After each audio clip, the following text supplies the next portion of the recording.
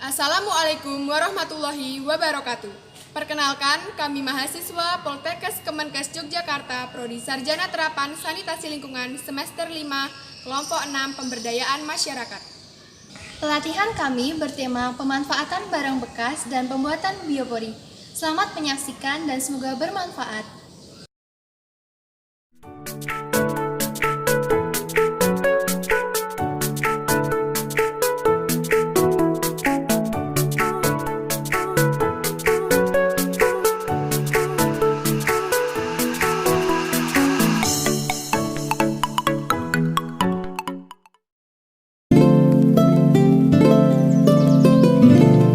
Perkenalkan, nama saya Lutfiana Fatmawati. Di sini saya akan memberikan pelatihan tentang pengolahan sampah organik menjadi pupuk kompos. Membuat pupuk organik dapat dilakukan dengan berbagai cara, salah satunya dengan biopori. Selama ini, masyarakat mengenal biopori hanya sebagai sumur resapan. Padahal, biopori dapat digunakan sebagai pengurai sampah organik. Nah, lubang biopori tersebut digunakan sebagai penyaring air di dalam tanah yang digunakan untuk mengolah sampah organik di dalam biopori tersebut. Lubang resapan dapat diisi sisa organik yang dapat mengundang pengurai, seperti cacing. Sisa organik yang dapat dimasukkan ke dalam lubang resapan yaitu sisa sayuran, sisa buah-buahan, dan sisa makanan. Organisme pengurai ini akan membantu mengolah sisa organik untuk dijadikan pupuk kompos yang dapat menyuburkan tanaman. Kompos dapat digunakan sebagai pupuk untuk tanaman, sayuran, dan lain-lain. Perkenalkan, nama saya Rahmi. Di sini saya akan menjelaskan mengenai cara pembuatan biopori. Pertama-tama kita siapkan alat dan bahan. Yang pertama ada gergaji, kemudian ada bor, kemudian ada meteran. Selanjutnya untuk bahan kita membutuhkan pipa PVC 4 inch sepanjang 1 meter. Kemudian kita membutuhkan dop dan tali. Cara pembuatan biopori. Yang pertama kita membutuhkan pipa sepanjang 1 meter.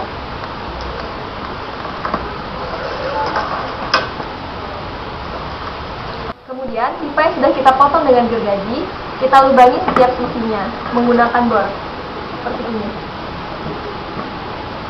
Kemudian kita membutuhkan dop yang sudah dilubangi seperti ini. Fungsinya adalah untuk menutup bagian atas pipa. Untuk tali dipasang untuk mempermudah membuka dop. Setelah pembuatan biopori, kita menentukan lokasi tanah yang akan dilubangi. Setelah menentukan lokasi tanah, lubangi tanah menggunakan bor atau auger dengan kedalaman sesuai dengan biopori yang telah dibuat. Setelah membuat lubang, masukkan biopori pada lubang tersebut. Masukkan sampah organik ke dalam pipa. Pengomposan dengan lubang biopori sangat menyenangkan karena kita hanya melubangi pipa dan memasukkan sisa makanan ke dalamnya. Selamat mencoba!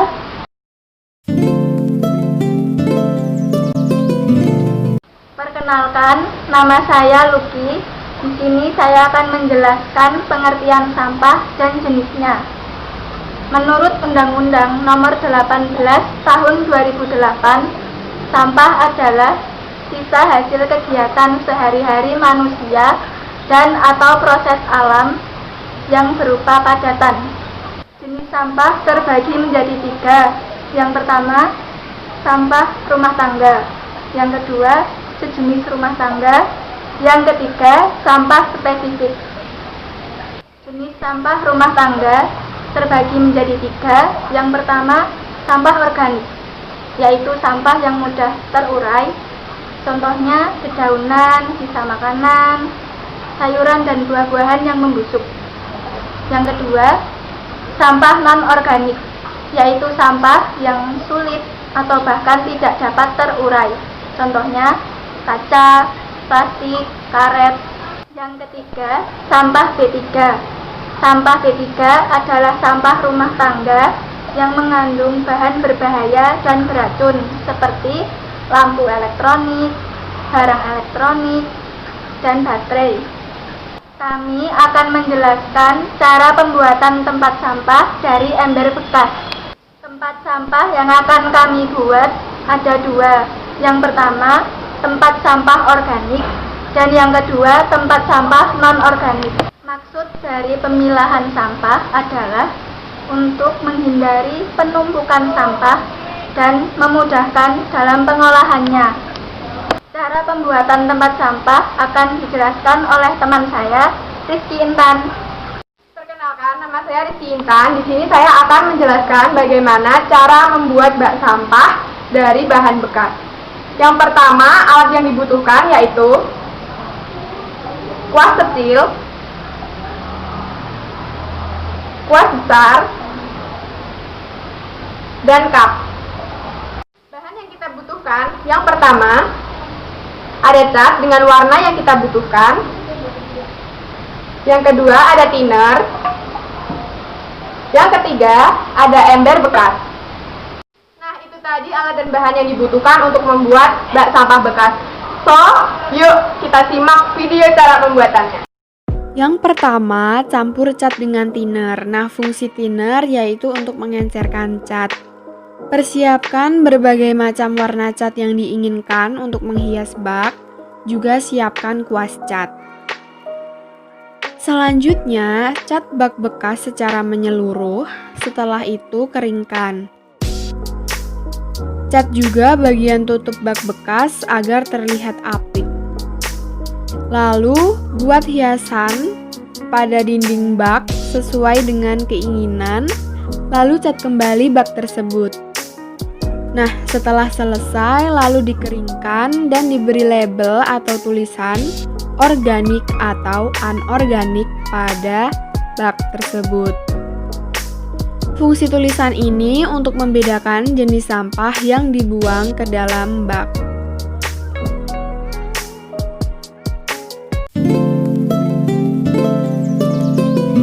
Perkenalkan, saya Yuanda akan menjelaskan tentang sampah plastik dan cara menggunakan kembali plastik. Plastik adalah salah satu bahan yang sering kita temui di setiap barang.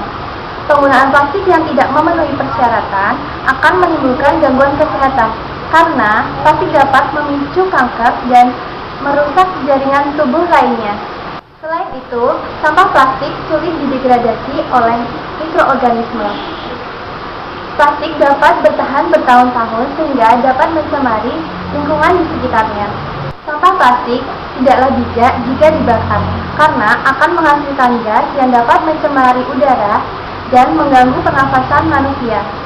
Namun, jika sampah plastik ditimbun di dalam tanah, akan mencemari tanah dan air tanah. Maka dari itu, kita perlu upaya penanggulangan sampah plastik. Yang pertama, kurangi penggunaan plastik dan gunakan tas kain setiap kali berbelanja. Yang kedua, sampah plastik dapat ditanggulangi dengan cara reuse atau digunakan kembali, recycle, daur ulang, dan recovery, pungut ulang. Yang ketiga, menghindari pembuangan sampah plastik ke lingkungan karena dapat menyebabkan merusak ekosistem yang nantinya dapat menyebabkan banjir dan sedimentasi. Selain itu, sampah plastik juga dapat mengurangi lahan subur dan karena sifatnya yang tidak dapat terurai, maka akan mengurangi lahan pembuangan sampah. Kita dapat menggunakan kembali sampah plastik menjadi suatu kerajinan. Saya akan menjelaskan cara pembuatan kerajinan bunga dari sampah plastik. Berikut bahan yang kita butuhkan. Siapkan plastik putih bekas, lalu setrika dengan suhu sedang. Potong menjadi seperti ini. Untuk membuat lekukan di bagian kelopak bunga, kita perlu memanaskannya.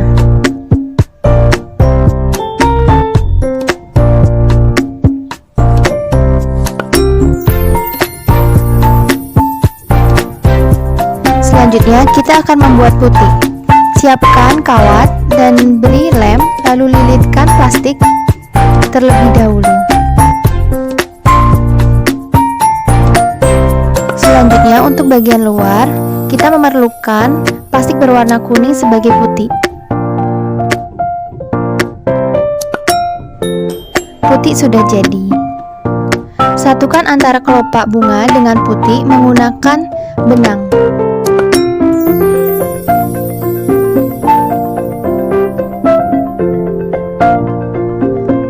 Untuk membuat batang, lilitkan selotip hijau di bagian kawat.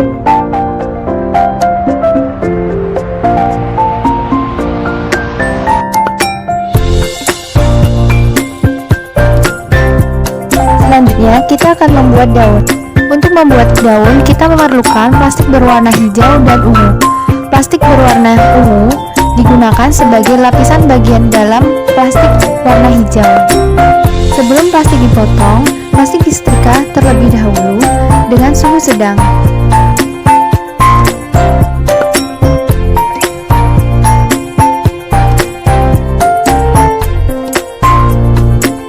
Satukan daun yang sudah jadi dengan kawat.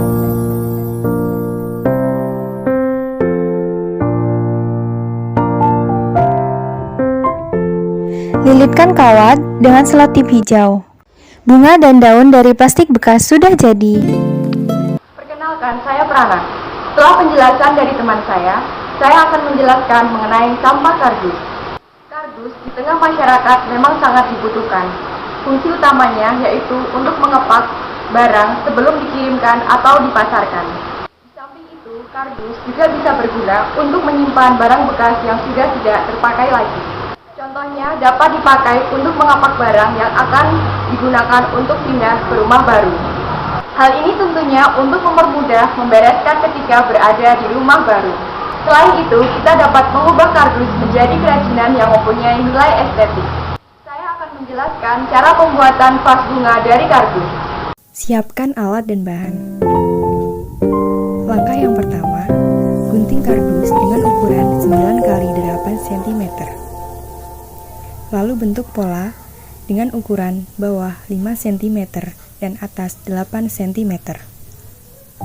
Lalu gunting sesuai pola sehingga terbentuk menjadi 4 bagian. Setelah itu, kelupas lapisan luar dari kardus.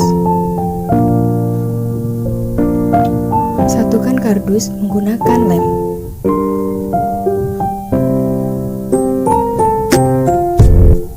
Setelah itu, bentuk seperti vas bunga dan rapikan. Cat menggunakan cat akrilik berwarna coklat.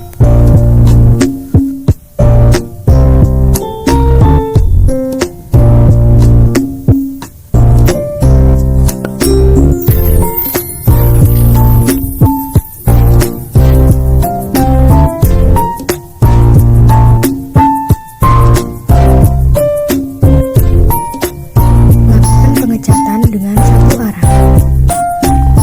Tunggu hingga cat kering. Vas sudah siap. Setelah semua jadi, susunlah seperti ini.